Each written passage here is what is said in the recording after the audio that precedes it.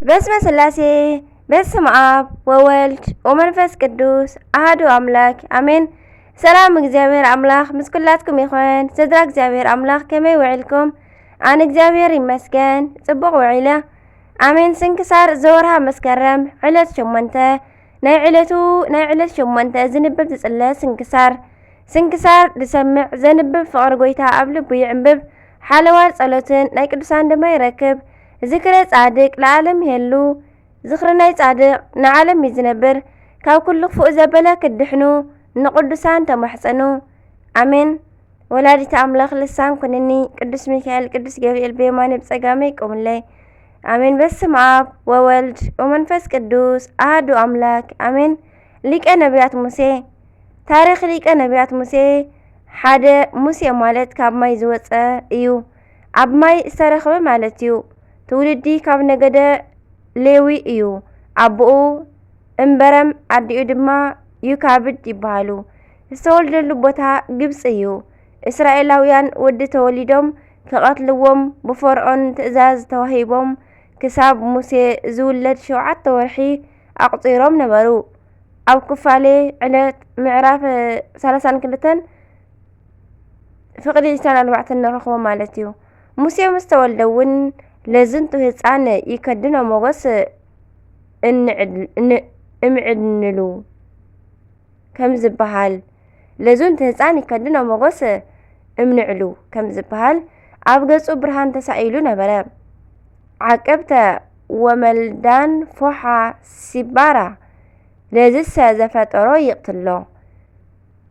እተን ምሕረስቲ ፎሓን ሲፓራን ዝተባሃላ ግርማኡን ብርሃኑን ርእየን ድማ ነዚሲ ነቲ እቲ ዝፈጠሮ እግዚአብሔር ይቕተሎ ኢለን ገደፍኦ።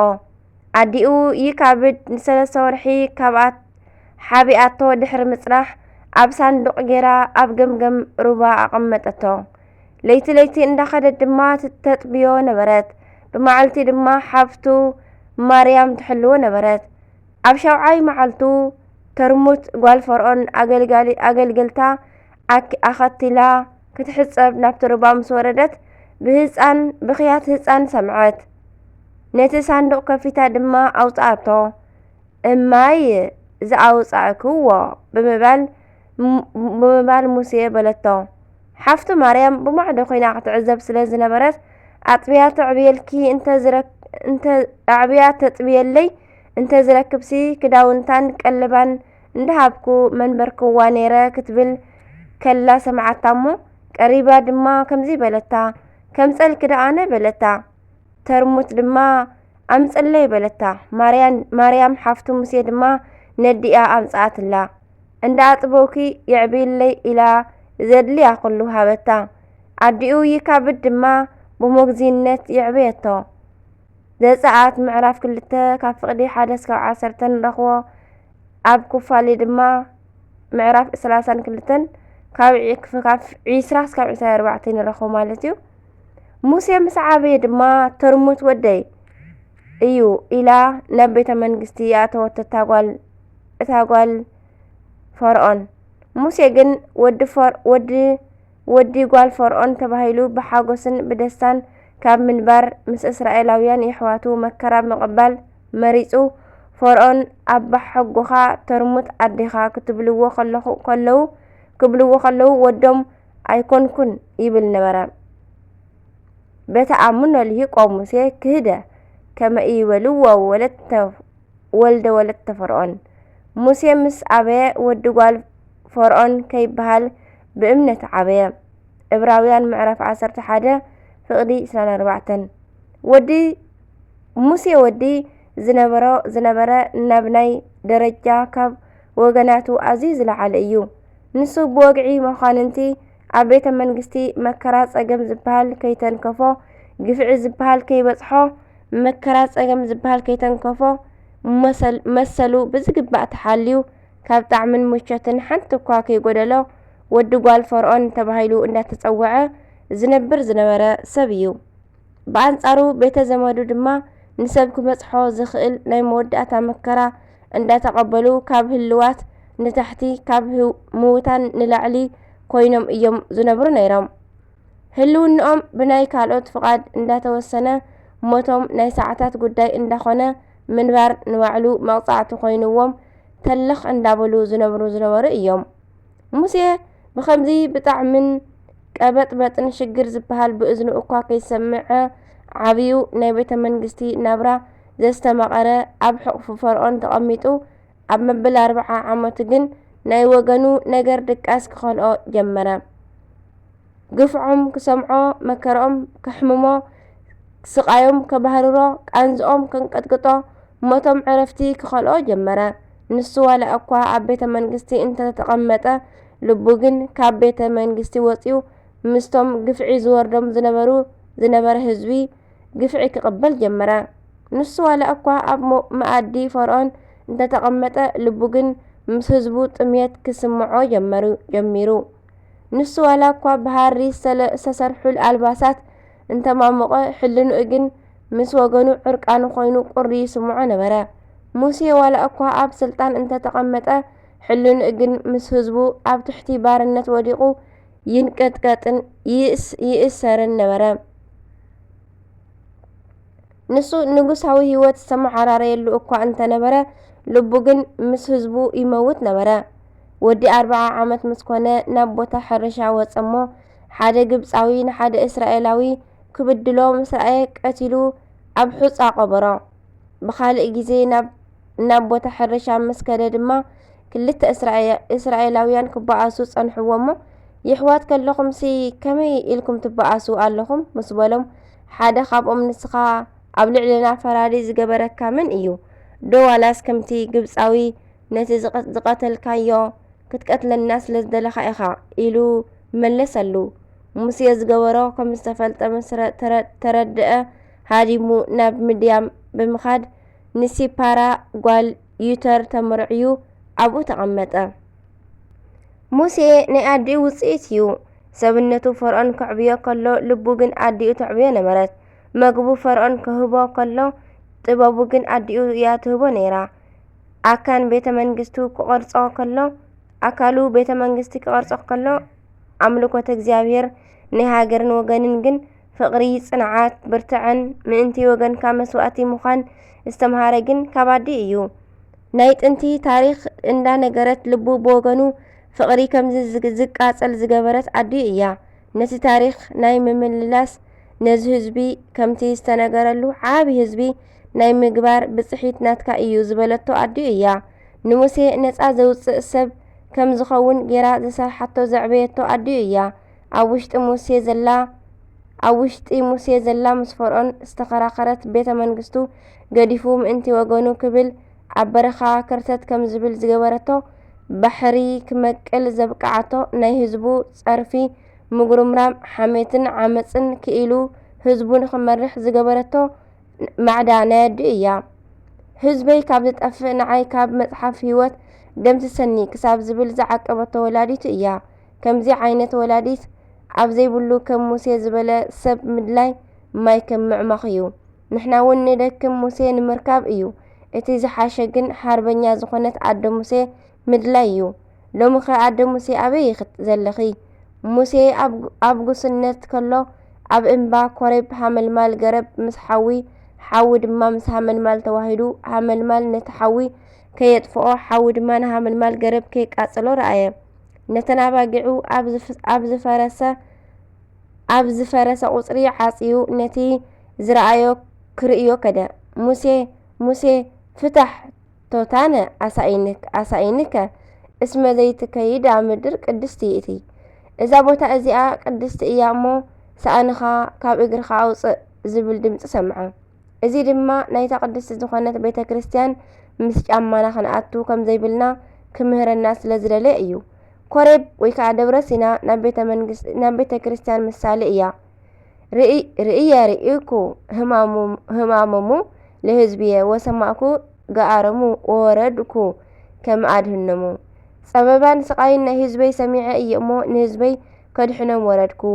ዘዳግም ምዕራፍ 3 ፍቕዲ 7 ክሳብ 10 ግብረ ሃዋርያት ምዕራፍ 7 ክሳብ 34 ነታ ብመዓልቲ ተኣምር ዝኾነት በትሪ ሂቡ ድማ ናብ ፈርዖን ሰደዶ። ፈርዖን ንሙሴ ክሰምዖ ስለዘይከኣለ 9 ግዜ መቕዘፍትን ተኣምርን መበል 10 ሞት በኹሪ ግብፃውያን ኣብ መበል 11 ድማ ስጥመት ግብፃውያን ኣብ ባሕሪ ኤርትራ ቀፂዑ ንእስራኤላውያን ባሕሪ ኤርትራ ከፊሉ ኣሳገሮም። በረኸቱ ይሕደረና። ኣብ ዘዳግም ምዕራፍ 1 ካብ 28 ክሳብ 29 ንረኽቦ። ብድሕሪ እዚ ኣሮንን ሆርን ሓለውቲ ህዝቢ ገይሩ ንኢያሱ ሒዙ ደብረ ሲና ደየበ። 6 መዓልቲ ቃል ንቃል ድሕሪ ምዝርራብ ምስ እግዚአብሔር 34 መዓልቲ ድማ ክጽሕፎ ዘለዎ እንዳነገሮ 40 መዓልቲ ገበረ። እስራኤላውያን ድማ ንኣሮን ግብር ለነ ኣማልክት እለ ይሃውሩ ቅድሜነ ወይ ጸብኡ ጸረነ። ሙሴ ኣበይ ከም ዝኸደ ስለ ዘይንፈልጥ ቅድሜና ዝኸዱ ኣማልክቲ ስርሓልና ኢሎም ንኣሮን ተዛረብዎ። ኣሮን ድማ እዞም ህዝቢ ወዱ ስለ ዮሃንስ ምውላድ ቅዱስ ገብርኤል ኣብ ዘበሰሮ ጊዜ ኣሚኑ ብዘይ ምቕባሉ ወዱ ዮሃንስ ስጋብ ዝውለድ ዲዳ ኮይኑ እዩ ወዱ ኣብ ዝተወልደ ጊዜ ስሙ ዮሃንስ በልዎ ኢሉ ብኡ ክጽሕፍ አንደበቱ ተኸፍተ። ንሱን ሰበይቱን ኣብ ሕጊ እግዚአብሔር ብዘይ ነቐፋ ዝጸንዑ ሕያወት ምዃኖም ቅዱስ ወንጌል ይምስክረሎም እዩ። ዘካርያስ ካህንን ቅድስቲ ኤልሳቤጥን ድማ ኣብ ቅድሚ እግዚአብሔር ጻድቃን ነበሩ። ብኹሉ ትእዛዛት እግዚአብሔርን ሕግጋቱን ብዘይ ምግድለት ዝኸዱ ነበሩ ይብሎም። ሉቃስ ምዕራፍ 1 ፍቕዲ 6 ንጉስ ሄሮዶስ ንጎይታና ዝረክብ መሲልዎ 144,000 ናይ ቤተልሔም ህፃናት ብግፍዒ ክጭፍጭፍ ከሎ እመቤትና ንወዳ ጎይታናን ኣምላኽናን ኢየሱስ ክርስቶስ ሒዛ ናብ ግብፂ ክትስደድ ከላ ንዮሃንስ ድማ ኣድዩ ኤልሳቤጥ ሒዛቶ ናብ በረኻ ሲና ኣተወት። ኤልሳቤጥ ቅድሚ ምኻዳ ግን ምስ ሰብኣያ ምስ ዘካርያስ ክትሰናበት ከላ እቲ ዝኸውን ኩሉ ንሱ ኣቐዲሙ ይፈልጥ ስለ ዝነበረ ንህፃን ወደይ ምስ ሰኣንዎ ንዓይ ክቐትሉኒ እዮም፣ ንስኺ ግን ናብ በረኻ ሒዝክዮ ኸይዲ እሞ ኣብኡ ሕብእዮ ኢሉ መኺርዋ እዩ። ኤልሳቤጥ መስከረት ድማ ናይ ርጉም ሄሮዶስ ጭፍራታት ንዮሃንስ ኣብ ሰኣንዎ ጊዜ ናብ ዘካርያስ መጺኦም ወድኻ ኣበይ ኣሎ? ናበይከ ሓቢእካዮ? ሕጂ ብፍጥነት ካብ ዝሓባኻያ ኣምጺኻ ኣረክበና በማለት ኣሲሮም ኣሰቐይዎ። ሄሮዶስ ድማ ናብ ዘካርያስ መጺኡ ንህፃን ዮሃንስ ሂብኩም ከም ዝቐትሎ ነገሮ። ካህን ዘካርያስ ግን ናይ ንጉስ ብዘይ ምፍራሕ ኣገልግሎቱ ቀጸለ። ኣብ መጨረሻ ድማ ንጉስ ወተሃደራቱ ልኢኹ ኣብ ቤተልሔም ኣብ ቤተ መቕደስ ኣብ መሰውኢ ቀተሎ ከሎ ኣቕተሎ።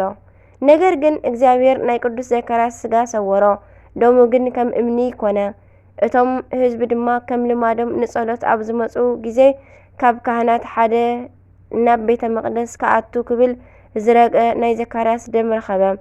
ካብ መሰውኢ ድማ ከምዚ ዝብል ድምፂ ሰሰምዐ፣ እንሆ ወዲ ብራኪዩ ዘካርያስ ተቐትለ ዝብል ቃል ስጋብ ዝመጽእ ድማ ደሙ እንዳኸሰሰት ክትነብር እያ ዝብቀል ክሳብ ዝመጽእ ድማ እንዳኸሰሰት ክትነብር እያ ደሙ እንዳኸሰሰት ክትነብር እያ ቅሬታ ዝብቀል ክሳብ ዝመጽእ ድማ ደሙ እንዳኸሰሰት ክትነብር እያ ዝብል ድምፂ ተሰምዐ።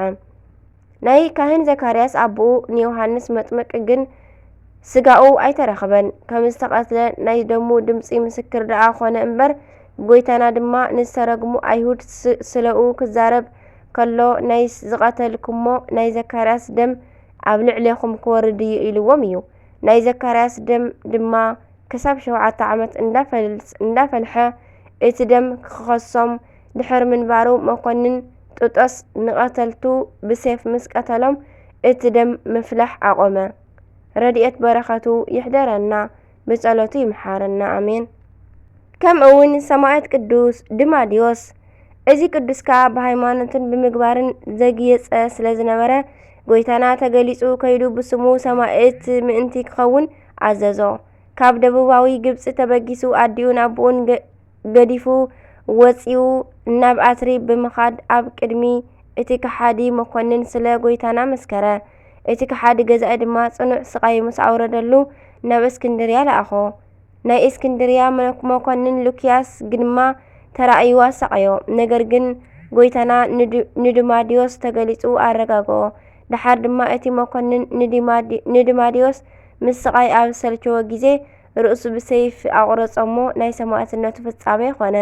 ረድኤት በረኸቱ ይሕደረና ብጸሎቱ ይምሓረና ኣሜን። ቅዱስ ኣሮን ካህን ብናይ ቤተ ክርስቲያንና ትውፊት መሰረት ናይ ቅዱስ ኣሮን ካህን በትሪ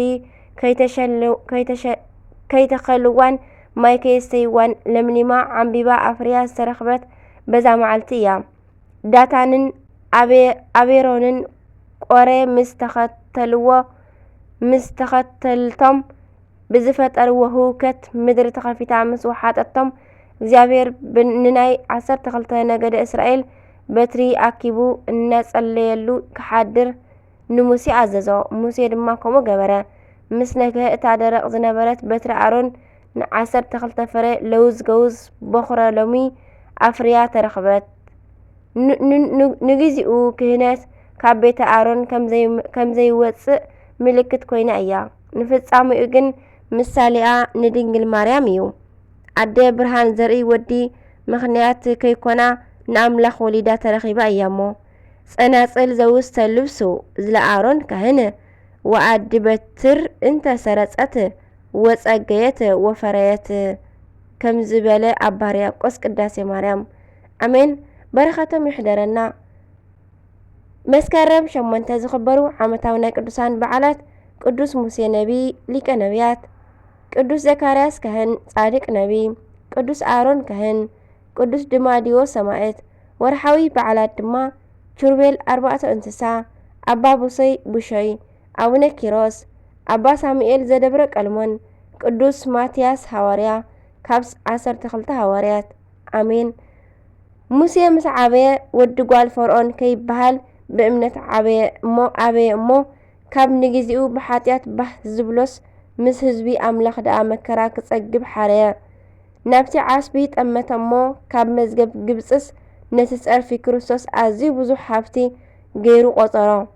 ነቲ ዘይርእስ ከም ዝርእዮ ኮይኑ ተዓጊሱ ጸንዐ እሞ ነቲ ኹራ ንጉስ ከይፈርሐ ብእምነት ንግብጺ ሓደጋ ይብል ኣብ ናይ ዕብራውያን ምዕራፍ 11 ፍቕዲ 24። ኣሜን። በረኸት ረድኤት ናይ ኩሎም ቅዱሳን ምስ ኩላትና ይሕደር ኣሜን ንዘላለም ዓለም ኣሜን። ዘውደቕክዎ ዘንጠብክዎ ካብ ኣናብባ ካብ ቃላት ድማ ብኣፈ ቅዱሳን ትጓሃን መላእክቲ ተኣረመለይ ኣሜን ወአሜን። ይወልይ ኩሎም መላእክቲ ሰማይ አቡነ ዘበሰማያት ይትቀደስ ስምከ ትምጻእ መንግሥትከ ወይኩን ፈቃድከ በከመ በሰማይ ከማሁ በምድር ሲሳየነ ዘለለዕለትነ ሀበነ ዮም ህድግ ለነ አበሳነ ወጀጋየነ ከመ ንሕነኒ ንህድግ ለዘአብሰለነ ኢታብአነ እግዚኦ መንሱት አላት ነነ ወባልሃንን ኩሉ ኩስ መዚአከ የቲ መንግስት ኃይሎ ስብሐት ለዓለመ ዓለም አሜን።